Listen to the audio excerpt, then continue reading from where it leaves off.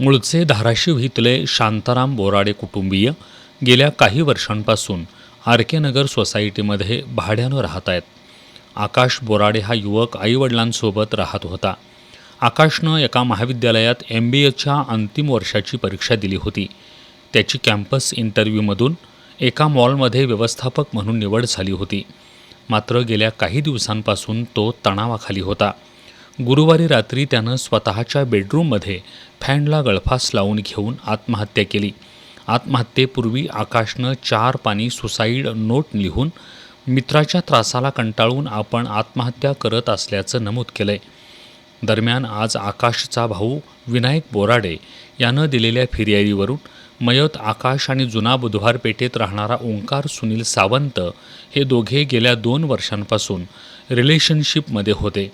यातूनच माझे प्रेम बघितलेस, आता माझा वाईटपणा बघ अशी धमकी देऊन आत्महत्येस प्रवृत्त केल्याप्रकरणी ओंकार सावंत याच्या विरोधात करवीर पोलिसात गुन्हा दाखल करण्यात आला आहे.